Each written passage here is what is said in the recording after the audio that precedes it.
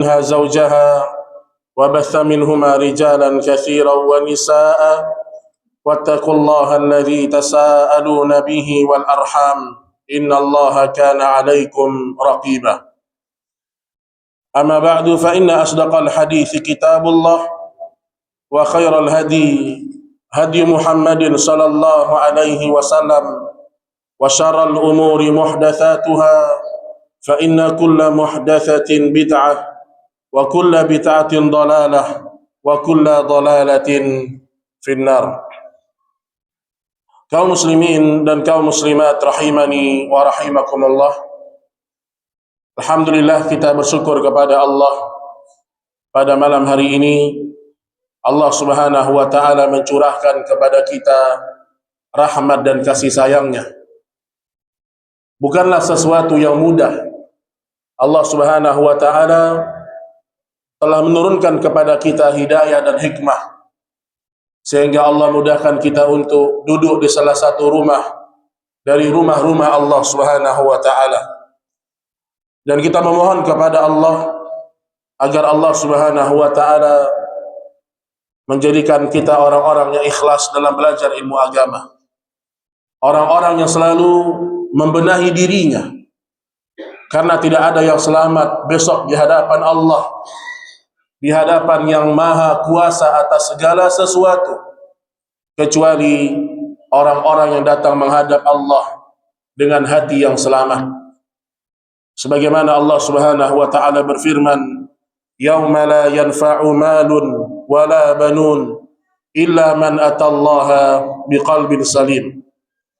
Akan datang hari di mana tidak berguna harta dan anak-anak kalian kecuali orang-orang yang berjumpa dengan Allah di hari kiamat dengan hati yang bertauhid, hati yang ikhlas, hati yang bersih dari segala noda-noda kesyirikan. Baik Bapak Ibu sekalian rahimani wa rahimakumullah, malam hari ini kita akan membahas sebuah bahasan yang mungkin setiap Jumat kita mendengarnya, di mana khatib-khatib Jumat mengatakan ittaqullah haqqa tuqatih, bertakwalah kalian kepada Allah sebagaimana bertakwalah kalian kepada Allah dengan sebenar-benarnya ketakwaan. Baik, pada pertemuan kali ini kita akan bacakan beberapa ayat dan kita berusaha mengambil hikmah dari ayat-ayat tersebut yang berkaitan dengan ketakwaan. Pertama Bapak Ibu sekalian, apa itu definisi takwa? Kita perlu mendefinisikan apa itu takwa. Dan sejumlah ulama telah datang dengan definisi yang beraneka ragam, tapi maknanya satu. Ada yang mengatakan takwa kalau disebutkan dalam satu kalimat, maka maknanya adalah mengerjakan perintah Allah dan meninggalkan seluruh larangan. Ini kalau berada pada satu kalimat, dia berdiri sendiri. Namun kalau dia datang dengan perincian-perincian, maka mayoritas para ulama sebagian yang mengatakan takwa itu adalah seorang meninggalkan ma harramahullah, apa-apa yang diharamkan Allah Subhanahu wa taala. Jadi kalau secara umum maknanya adalah kerjakan perintah, tinggalkan larangan. Namun secara makna khusus dia bermakna adalah meninggalkan semua dosa dan maksiat yang dilarang oleh Allah Subhanahu wa taala. Baik, kita ambil pertama firman Allah yang sering dibacakan dan sering diulang-ulang, yaitu dalam surah At-Talaq, "Wa may yattaqillah yaj'al lahu makhraja wa yarzuquhu min haitsu la yahtasib wa may yatawakkal 'ala Allah fa huwa hasbuh." Dalam surah apa jemaah? At-Talaq.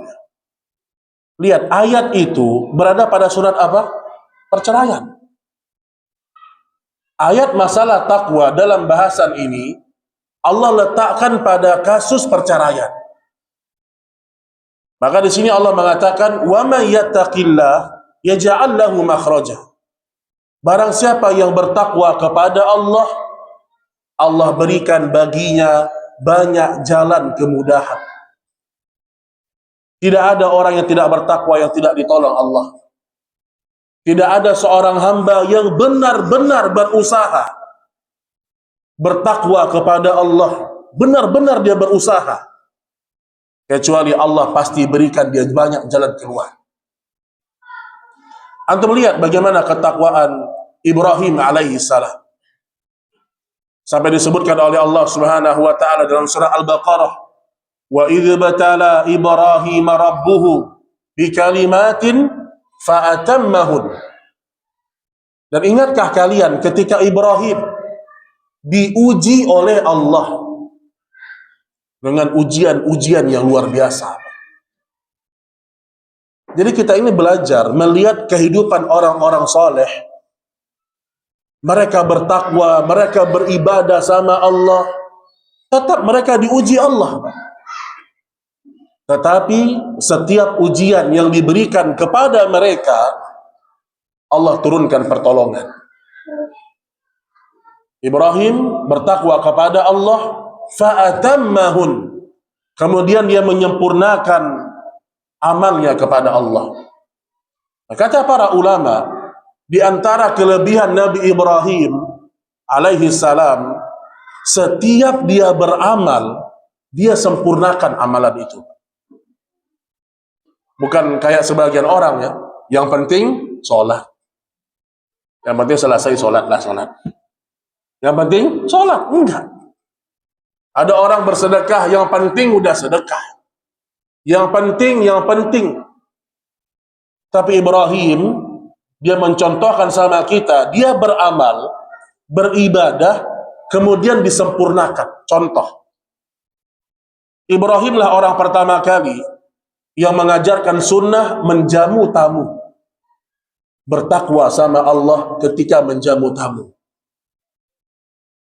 Nanti kalau baca tentang kisah datangnya dua orang malaikat ya kepada Ibrahim, apa yang Ibrahim lakukan? Dia sembelih sapi-sapi terbaiknya dan dia suguhkan kepada tamunya. Apa kata Allah? Apa kata para ulama tafsir? Ibrahim bertakwa ketika menjamu tamunya dan dia sempurnakan penjamuan itu. Bagaimana bentuk penyempurnaannya?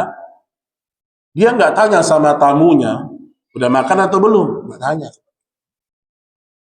Dia langsung hidangkan, langsung dia dekatkan kepada tamunya, makan. Menyempurnakan penjamuan, itu satu. Yang kedua, Ibrahim, dia suguhkan makanan yang terbaik kepada tamunya. Ini satu contoh bentuk ketakwaannya. Makanya Allah cinta sama Ibrahim. Allah cinta sama Ibrahim. Dalam ketika diuji oleh Allah untuk menyembelih anaknya, dia sempurnakan. Anaknya ikhlas, sabar. Dia pun ikhlas dan sabar. Kita kalau baca sejarah Ibrahim, Pak, Ibrahim bermimpi bahwa dia menyembelih, siapa yang bermimpi? Ibrahim bermimpi, ya. Anni ara fil manami anni azbahuk fanzur madza tara. Ya. Ibrahim bermimpi bahwasanya dia menyembelih Ismail. Kata para ulama sirah, Ibrahim bermimpi hanya satu kali. Jadi nggak berulang-ulang, Pak. Satu kali dia mimpi, Allah perintahkan kepada dia untuk menyembelih Ismail, langsung dia jalan. Mungkin tidak dua kali, udah tiga kali mimpi nih, kayaknya ini perintah Allah nih. Enggak. Sekali dia mimpi, langsung dia laksanakan. Bertakwa kepada Allah ketika datang perintah. Nggak pakai pikir, ini kan anak saya, ini kan dia, nggak pakai pikir. Orang bertakwa begitu. Lihat Ibrahim ketika dia membangun Ka'bah. Wa idh yarfa'u Ibrahimul qawa'ida minal baiti wa Ismail. Ketika Ibrahim meninggikan bangunan Ka'bah, Allah perintahkan kepada dia dan anaknya. Dia sempurnakan perintah itu. Dia bukan sekadar ambil tanah, batu bata diletakkan. Ambil batu diletakkan, enggak. Dia ambil satu batu, dia letakkan. Dan dia baca doa. Rabbana taqabbal minna innaka antas samiul alim. Ya Allah, terimalah ini sebagai amal saleh.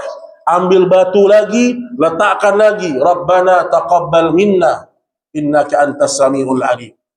Gak ada perasaan di hatinya saya sudah mengerjakan perintah Allah pasti diterima, gak ada. Nih tipe orang-orang bertakwa. Makanya semua para nabi dan para rasul kita lihat begitu kehidupannya. Apalagi Nabi kita Muhammad sallallahu alaihi wasallam diuji dengan berbagai macam cobaan dan musibah. Nanti kita akan sebutkan beberapa peristiwa ya yang terjadi di kalangan para sahabat. Allah mengatakan wa may yattaqillah yaj'al lahu makhraja. Kemudian Allah sebutkan apa? Wa yarzuquhu min haitsu la yahtasib. Kalau engkau bertakwa sama Allah, Allah akan berikan kepada kalian rezeki yang tidak disangka-sangka. Di sini sebagian para ulama mengatakan, orang kalau sudah bertakwa, secara umum kebutuhannya Allah cukupi. Dicukupkan sama Allah. Walau tidak banyak, tapi cukup. Wa yarzuquhu min haitsu la yahtasib. Kami berikan rezeki dari jalan yang tidak disangka-sangka. Kata para ulama, rezeki itu ada dua. Ini menarik ini, Pak. Apalagi bagi para pedagang yang suka ngitung-ngitung. Antum ingat ini. Rezeki ada dua, Pak. Pertama, rezeki yang kita sangkakan. Saya jual ini, Ustaz.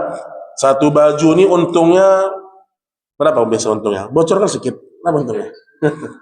Yang jual baju berapa? 20.000. Masa iya satu baju? Anggaplah satu baju untungnya 20.000. Saya jual 10 baju, hitung-hitungan kali 10. Untungnya sekian nih. Dia udah ada hitungan nih. Kalau terjual nih rezekinya segini. Ini rezeki jenis pertama. Yang dengan ikhtiar. Karyawan, dia kerja. Kemudian dia hitung-hitung, kalau saya masuk tanggal sekian, secara akad gaji saya tanggal 25 keluar. Dia sudah perkirakan itu. Nanti tanggal 25 masuk PT. Masya Allah. Duit masuk tanggal 25. Itu sudah ada tuh, Pak. Dan dihitung sama dia. Dia sangkakan. Itu rezeki yang disangkakan. Tapi manusia lupa. Ada rezeki jenis kedua. Masalahnya rezeki jenis kedua ini tersumbat. Gak keluar dia. Kenapa dia tersumbat? Dia tidak keluar. Karena dia bisa keluar, bisa turun. Karena ketakwaan. Itu yang kata Allah, rezeki yang tidak disangka-sangka. Rezeki itu ada dua. Ada yang gara-gara ikhtiar kita, hitungan kita dapat rezeki. Ada yang karena ketakwaan kita. Dan sebagian salaf mengatakan, rezeki jenis kedua ini, kalau dia turun, lebih hebat dari jenis yang pertama. Ulama berbicara dengan fakta, bukan dengan dongeng. Apa faktanya, Pak? Rezeki yang tidak disangka itu lebih hebat dari rezeki yang disangka. Apa fakta lapangannya? Gara-gara bertakwa nih turun rezeki lebih hebat dari yang pertama. Kalau gajinya kan perlu dikasih angka, itu kok nggak dikasih angka nggak ingat nanti. Dikasih angka. Kalau gajinya 20 juta, itu gaji siang malam kerja 20 juta. Tapi karena dia bertakwa, mungkin berkali-kali lipat. Tapi karena dia kurang bertakwa, ya nggak keluar rezeki itu. Nah, apa contohnya? Contohnya adalah ketakwaannya Maryam alaihissalam. Kita beriman kepada Maryam, ya atau tidak? Dia beribadah di mihrabnya, salat, ibadah, doa. Turun nggak rezeki, Pak? Hah? Apa rezekinya Maryam?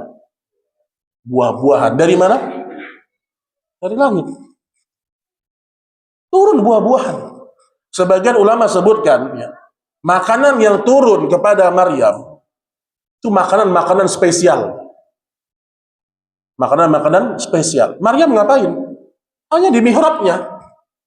Di mihrabnya berzikir, mengingat Allah, menjauhkan diri dari fitnah. Turun rezeki. Dan terkadang rezeki bukan hanya masalah harta dan makanan.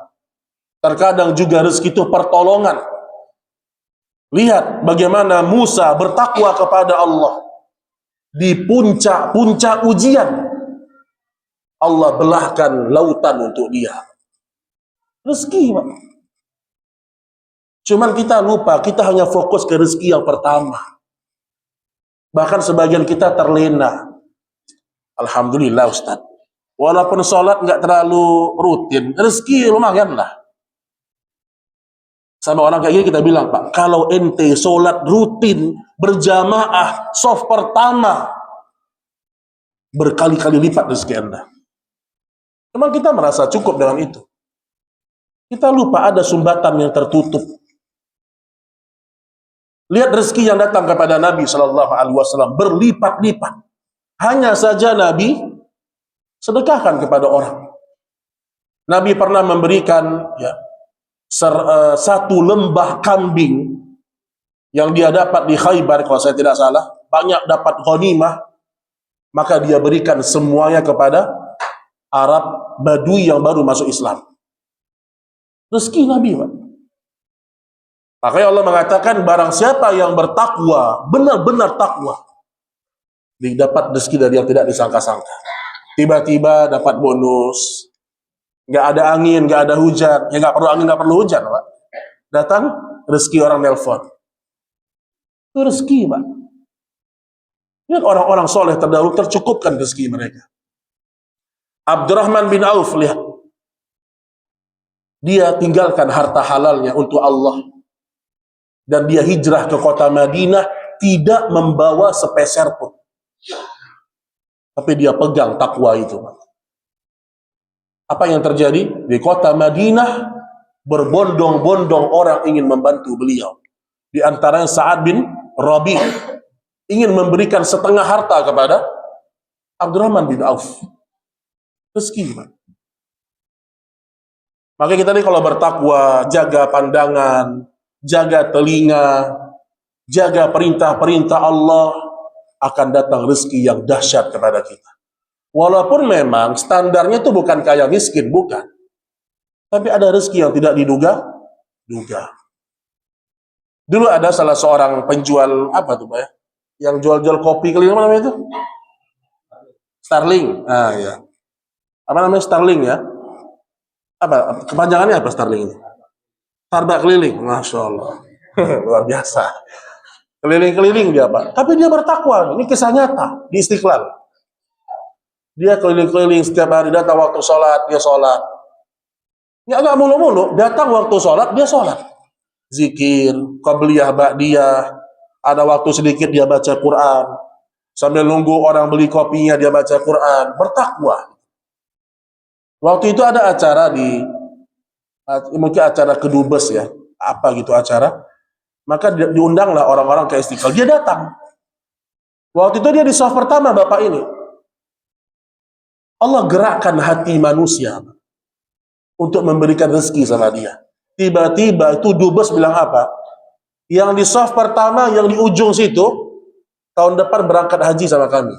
Masya Allah. Yang ditunjuk siapa? Dia, Starling itu yang tunjuk. Hitungan angka nggak dapat, Pak. Mungkin dia bertakwa sama Allah, Allah bukakan keran rezeki yang banyak untuk dia. Dan antum mungkin pernah merasakan juga lah. Tiba-tiba dapat rezeki dari Allah Subhanahu wa ta'ala. Dapat. Ada salah seorang ustadz ya. Dia waktu di Jakarta nggak ada hartanya, Pak. Ini kisah nyata. Ustadz ini Masya Allah berilmu, karyanya banyak.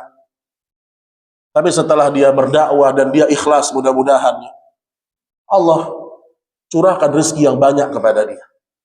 Sampai dia bisa bantu sekian banyak orang. Dia bisa sekolahkan sekian banyak orang. Anak-anak yatim diurusin sama dia. Lewat dia ini. Tadinya bukan siapa-siapa. Dan banyak ulama-ulama yang seperti itu. Abdullah bin Mubarak dia.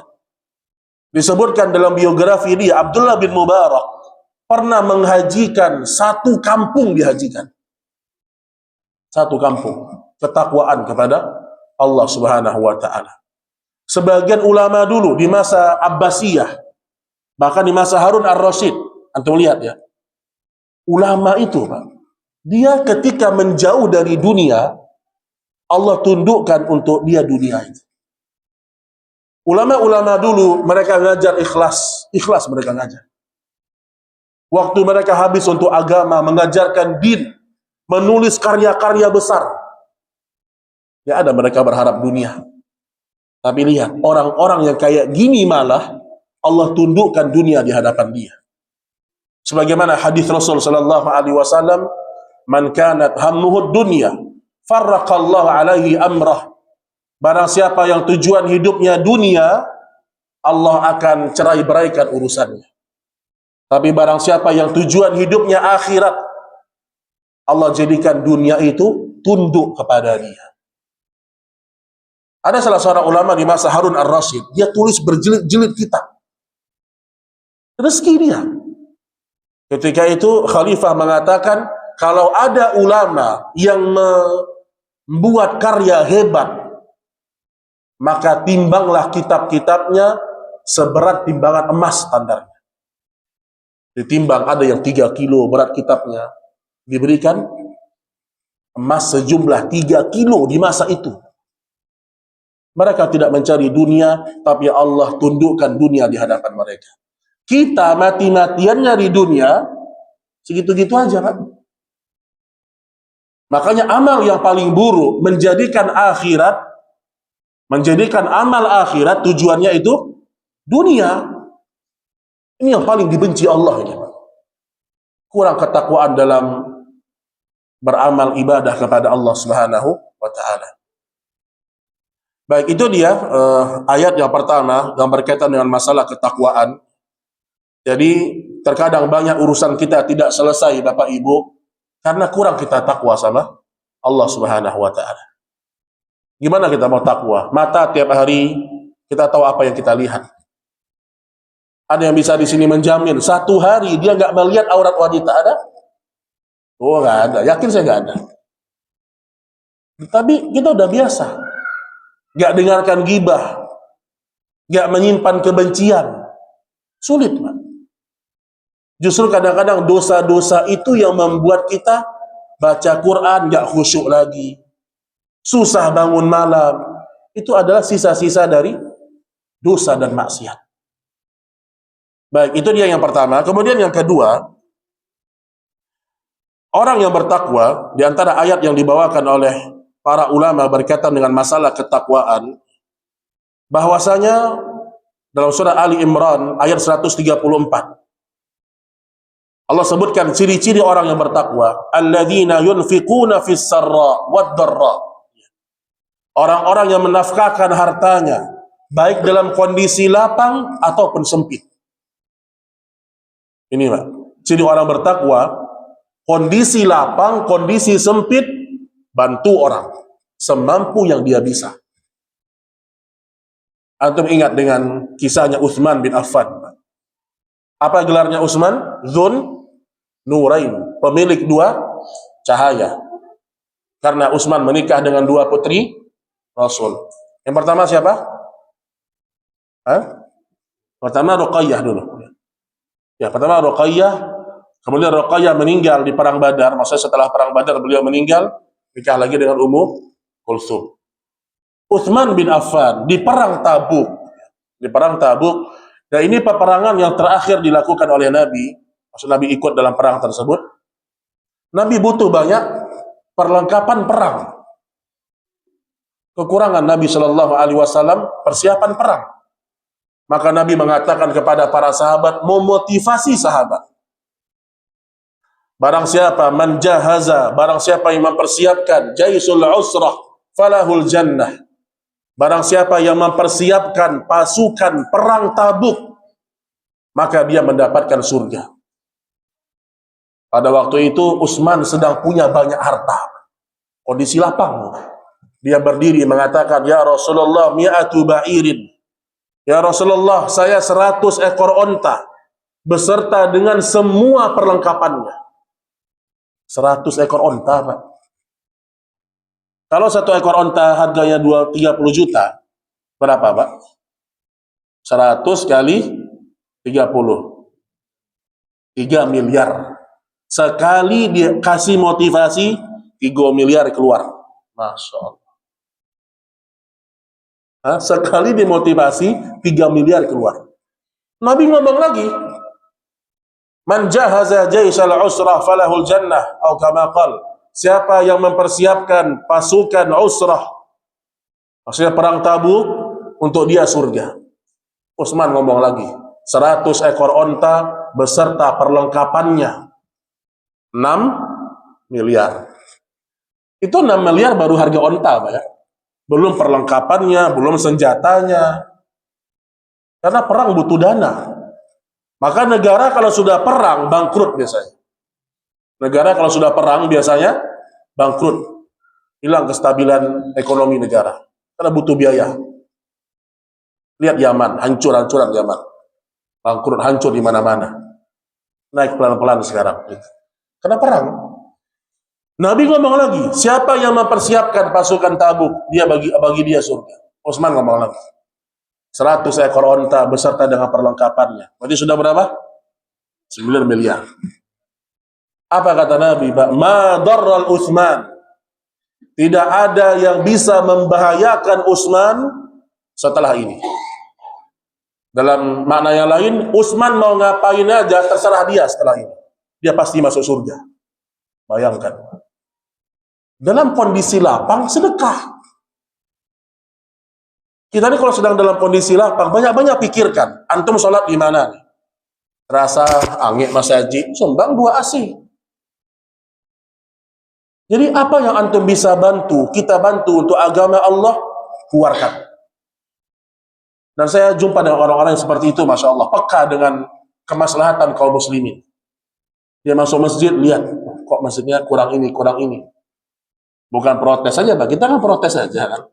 Ini masjid kotor nih, ini masjid ini. Ada orang-orang dia nggak protes. Dia bilang, ini kenapa masjid kotor? Oh, nggak ada marbotnya, Pak. Udah cari marbot, saya gaji tiap bulan. Masya Allah. Oh, masjid panas. AC-nya udah kurang dingin.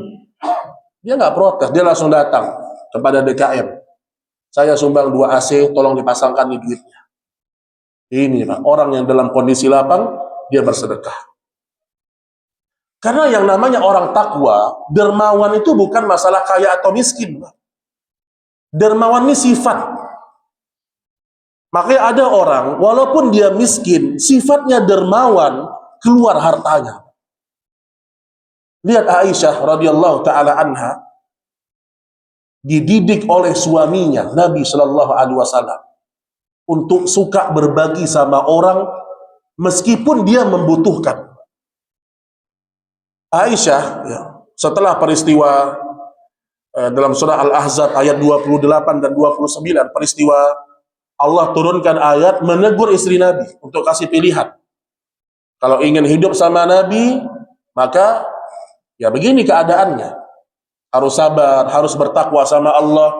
Wa in kuntunna turidunallaha wa rasulah. Tapi engkau